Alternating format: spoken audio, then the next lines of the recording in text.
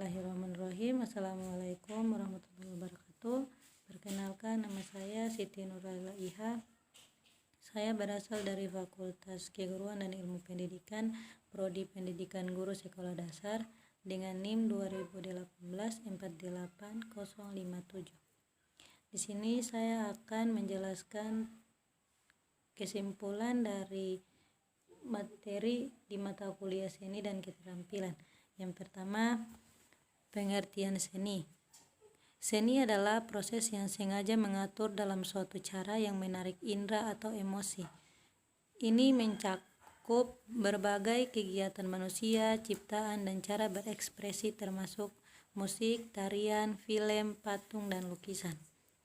Makna seni ini dibahas dalam cabang filsafat yang dikenal sebagai estetika. Estetika perasaan manusia yang dikonkretkan untuk mengkomunikasikan pengalaman batin pula kepada penikmatnya yang menghayatinya. Konsep pendidikan seni. Pendidikan seni adalah segala usaha untuk meningkatkan kemampuan kreatif, ekspresif anak didik dalam mewujudkan kegiatan artistiknya berdasarkan aturan-aturan estetika tertentu. Pendidikan seni merupakan sarana pengembangan kreativitas anak. Tujuan pendidikan seni bukan membina anak-anak menjadi seniman, melainkan untuk mendidik anak menjadi kreatif. Pendidikan seni di sekolah dasar bertujuan menciptakan cipta rasa keindahan dan kemampuan mengolah menghargai seni. Fungsi seni. 1. Sarana kesenangan dan hiburan. 2. Sarana pernyataan jati diri. 3. Sarana terapi atau penyembuhan. Yang keempat, sarana pendidikan. Yang kelima, sarana pemulihan ketertiban. Yang keenam, sarana simbolik yang mengandung kekuatan magis. Pengertian estetika. Estetika berasal dari bahasa Yunani, yaitu aesthetika, yang berarti hal-hal yang diserap oleh panca indera. Estetika adalah ilmu yang membahas keindahan, bagaimana keindahan bisa terbentuk dan bagaimana seseorang membina dan bagaimana seseorang bisa merasakannya. Hubungan dan hakikat seni dan keindahan. Hakikat estetika. Menurut Mayeski, menyatakan estetis berkenaan pada suatu apresiasi, bentuk keindahan dan perasaan baru atau kekaguman. Hubungan seni dan keindahan. Keindahan sebuah karya seni tidak saja ditentukan oleh kualitas objek dan keterampilan mengolah serta menyusun unsur-unsur seni, tetapi juga pertimbangan subjektif pencipta dan serta pengamatnya. Terdapat dua teori estetika, yaitu teori subjektif dan teori objektif. Fungsi pendidikan seni. Pendidikan seni sebagai penunjang kebudayaan, pendidikan seni sebagai penunjang perkembangan peserta didik. Kontribusi dalam pengembangan potensi peserta didik melalui seni. 1. Seni sebagai pendidikan kreativitas. 2. Seni sebagai ekspresi. Yang ketiga, seni sebagai pembinaan bakat. Ruang lingkup pendidikan seni di sekolah dasar. Ruang lingkup pendidikan seni di sekolah dasar meliputi pencapaian artistik yang dapat mengekspresikan dan mengkomunikasikan segala hal yang berkaitan dengan kebutuhan untuk menjadikan manusia melalui seni.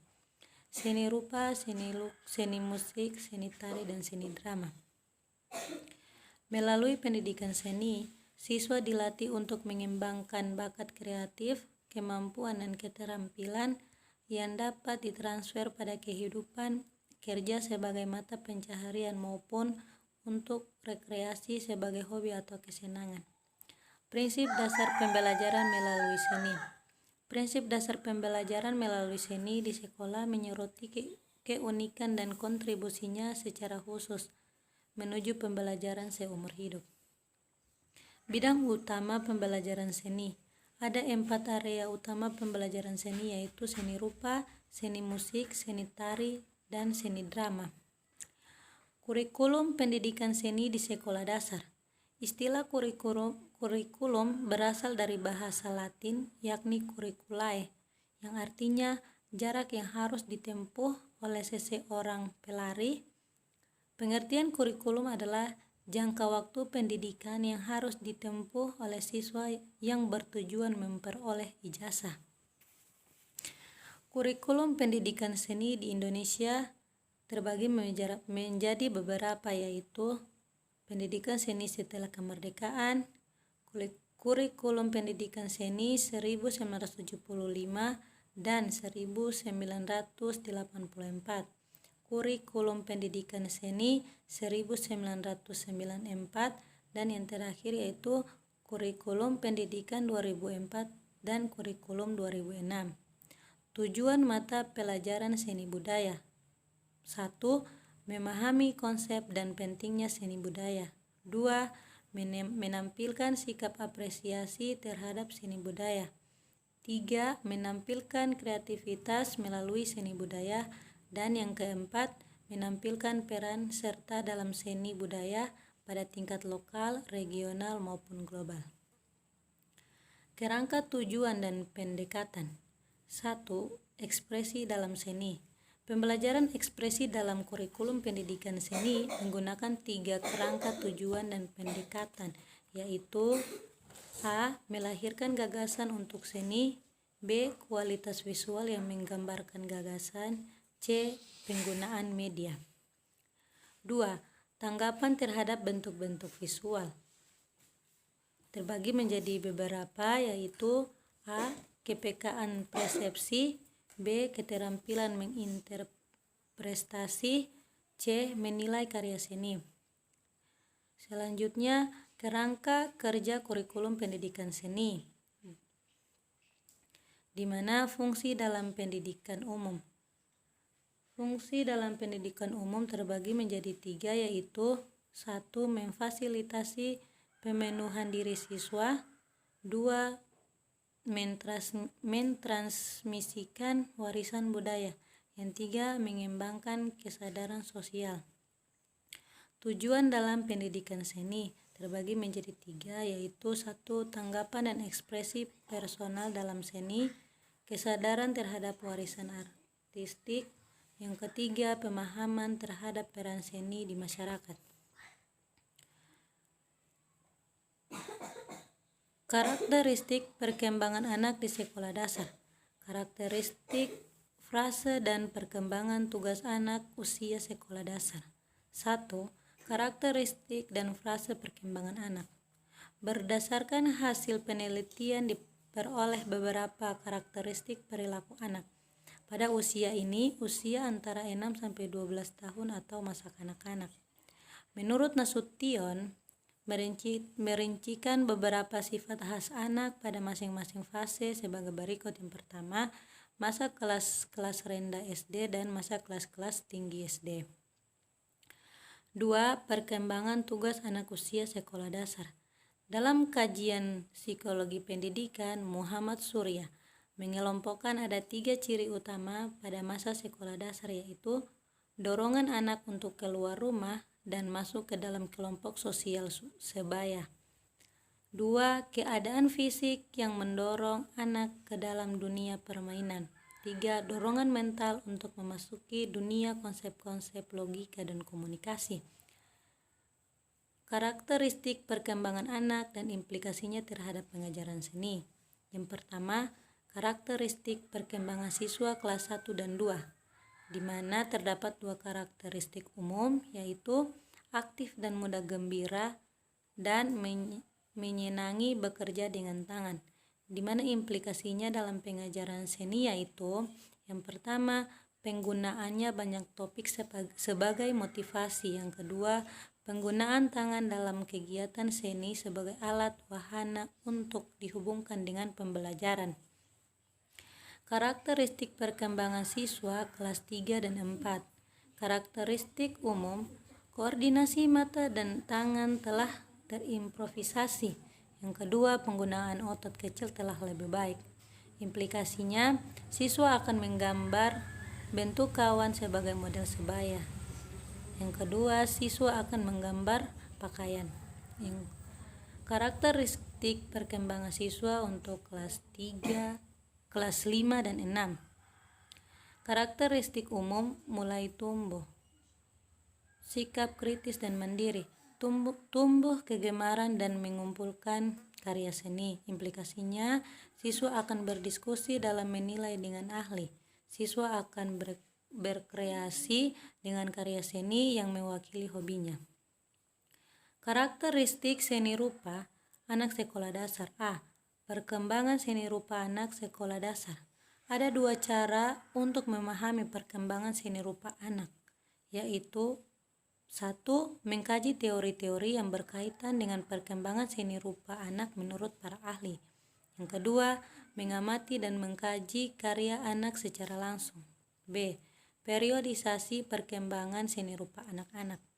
Ada beberapa tokoh yang telah melakukan kajian yang seksama berkenaan dengan periodisasi karya seni rupa anak, diantaranya periodisasi menurut Kersensteiner, 2. Periodisasi menurut Krilburt, 3. Periodisasi menurut Victor Lowenfeld and Lambert Brittain, periodisasi menurut Rhoda Kellogg and Scott, dan yang terakhir periodisasi menurut Lansing.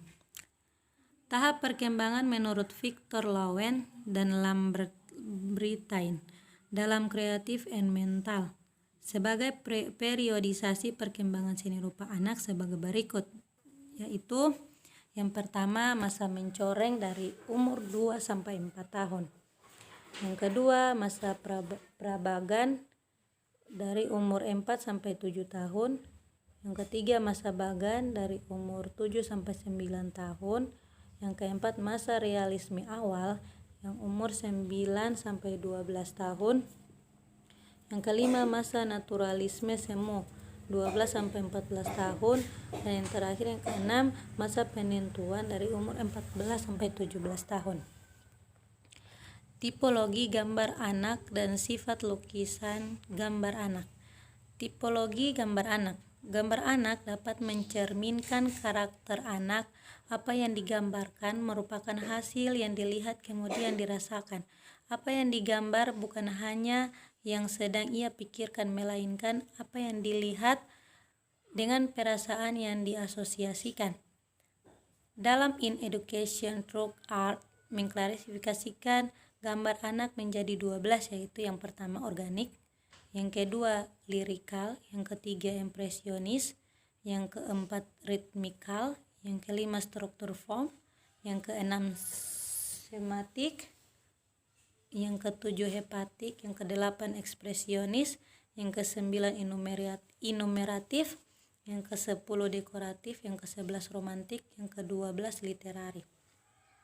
Sementara itu, Victor Lowen membagi karya anak dalam proses berekspresi, menghasilkan karya dibagi menjadi tipe visual dan tipe haptik. Tipe visual adalah gambar anak yang menunjukkan kecenderungan bentuk yang lebih visual atau visual realistis.